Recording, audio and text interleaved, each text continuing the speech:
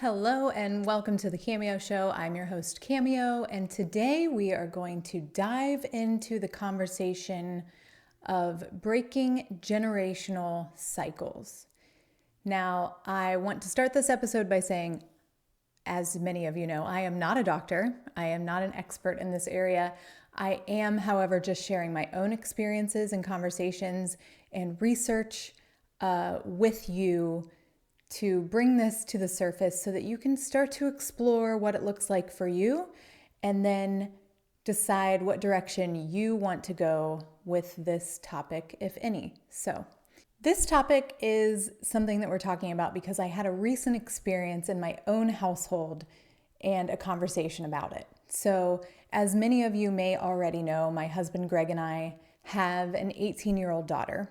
And she and I, as well as my mom, were having a conversation one day around an incident, a behavior that our daughter Faith had displayed.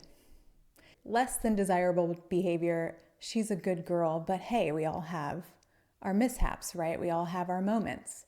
And she was having a moment. And we were having this conversation about it because coincidentally, it was a moment that she's aware of that I had maybe a decade or so ago. Almost kind of an exact replication of something that I had done, kind of throwing a fit, so to speak. And so the three of us were having this conversation because I was explaining to her that that is the example that she's seen in me. And while I didn't fix the behavior fast enough to model for her in a better way, that was what she saw, and she has the ability to stop that behavior now. It's on her as an 18-year-old, as an adult, as someone who has control over her behavior and future. And the conversation went deeper then for me to say, and I saw that behavior in my own mom. And then for us to go deeper and say, well, what did my mom see then in her examples, in her family members, that is passed down all the way to where we were having this conversation in the present moment? So I was kind of curious to explore that a little bit more because I think that it's a pretty common theme in families, one. And also I think it's a large topic of conversation right now, two, which is extremely important for people to be having. I found a couple of statistics that were a little bit staggering. 67% of individuals who grew up in dysfunctional families will perpetuate the same cycles in their own lives. 67%. That's according to research and a study done by the CDC. The Center for Child Counseling and various other health sites also kind of verify and mimic this same information. It's pretty close. The stats are a little bit different when you start looking at various studies and organizations, but they're all pretty much in that same 60 to 70 percentile when they start talking about these experiences that people have had as adults in the studies that they've done. It also went on to say that 60% of Americans have experienced at least one adverse childhood experience during childhood. Adverse childhood experiences are traumatic events that occur during childhood and then are linked to poor health in adults. Poor health meaning substance abuse, mental health disorders, suicide, cancer, high blood pressure, heart disease, all of those. So those are pretty staggering stats, but it also kind of confirms that idea that this is something that's happening and that we're becoming a little bit more aware of, that we have more access to research and information to dig into a little bit. Adverse childhood experiences include things like violence, abuse, growing up in a family with mental health or substance abuse, and the toxic stress from those experiences change brain development and how our bodies respond to stress. So that's where those poor health adverse reactions come in. And the violence and the abuse, I just would like to mention, that's not just limited to physical, that's also emotional, neglect, all of those things that fall into that category where something has happened that's impacted usually us in childhood and we don't realize it, or an example that's been set by someone who we look up to as a normal behavior that we've never really questioned and that we just mimic or continue to accept in our adult lives. But as I mentioned at the beginning of the episode about the conversation I was having with our daughter and my mom, it's never too late to rewrite the narrative. It's never too late to hit the reset button. It's never too late to start investigating these types of things and what's happening and how they're happening in your life. And the first step in this healing journey is to acknowledge that it really is you who is in control of that. You're the key step in making these changes in your life. And that was what I was explaining to our daughter. She's 18 now. She lives at home. Like I said, she's a good girl. But some of these behavior patterns, it's on her to explore at this point in her journey and to really own and to understand where they came from. Just as at 41, it's on me to explore and understand where these behavior patterns came from. Some of the things that I've been able to adjust already and some of the things that I haven't recognized yet. That begins with self-reflection and acknowledging the impact of these choices on our behavior. And it can be really difficult because then you have to, one, dig into your childhood a little bit and see these people, these parents that we love so much as humans who were doing the best that they could when they were becoming adults and entering adult phases of life and carrying on patterns that maybe they didn't recognize were cycles for them. And that can be uncomfortable because you don't want to look at anyone like they've done anything to you in a sense of a victim mentality, but more of like an understanding that these patterns may seem genetic, they may seem conscious, but they're not.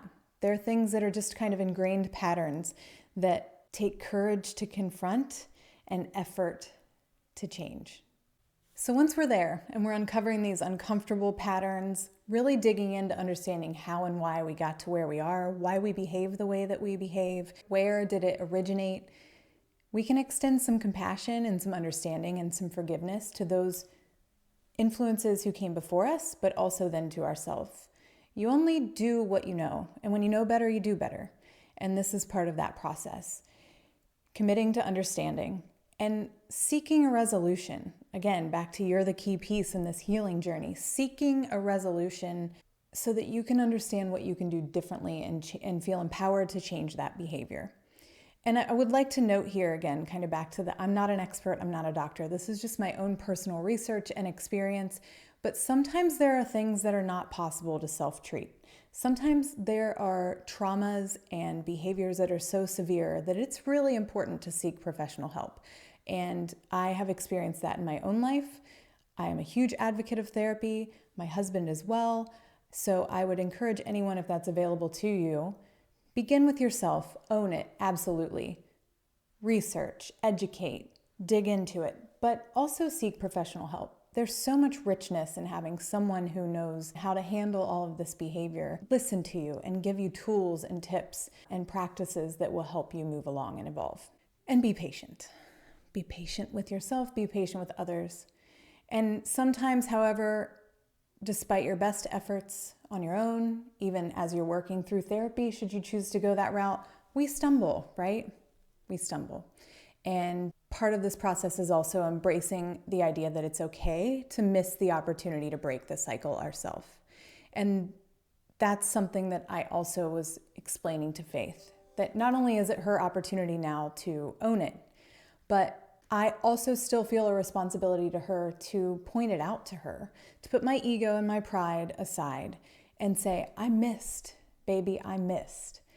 I was not aware of this early enough in your childhood to catch it and to break it myself. And so you did see that as the example. You did see me behave in certain ways that impacted your decisions now as you're becoming your own adult. And so it isn't your fault. Extending compassion to her, but also giving her direction that you get to choose now how to make that change. And having that from me, she hasn't expressed it to me, but in having that from my own mom while we were having this conversation also helps give you permission to feel a little bit better about it and to also feel empowered. I'm just a human. My mom's just a human. My daughter understands that we've never done this before either.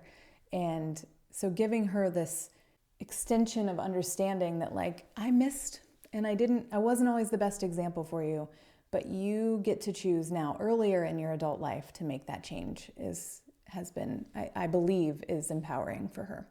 Also, when we stumble, it's an opportunity to teach our children, Faith, our son Ben, others that are looking up to us, resilience, empathy, the importance of learning from our mistakes.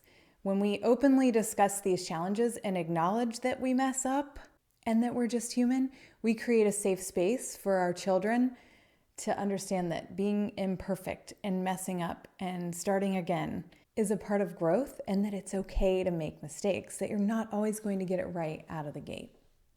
For me, this conversation around breaking these generational cycles and investigating into my own childhood and behavior isn't just about personal growth. It's also about leaving a legacy of empowerment and transferring knowledge.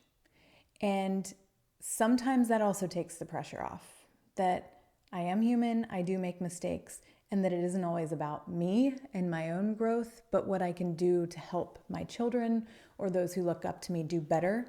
And it gives me a little bit more purpose. And I feel like perhaps that's a common theme too, that sometimes we think about these things for ourselves and we wonder if we're worthy and if we're worth it and if these changes for ourselves are necessary. But when you tie your purpose to someone else that you love, it makes things a little bit more clear. And you put a little bit more focus and effort into it. If we can instill in ourselves first, of course, but definitely into our kids, a sense of courage to challenge the status quo, to question why you behave a certain way, you foster this mindset of embracing change and growth. So whether you're at the beginning of your journey and you're just kind of starting to understand what a generational cycle or these traumatic events mean in your life and how they've impacted you, or you're along the path of breaking these cycles. You hear that a lot. The cycle stops here. Just remember that it's never too late to start. It's okay if you stumble along the way. What truly matters is your intention and the effort that you put forth for a better future for yourself, for those around you that you love, and then, of course, for future generations to come. Stay self-aware. Look for opportunities to take ownership of your choices in life. Investigate the what and why. Extend compassion and empathy to yourself, and always keep a willingness to learn at the forefront of everything.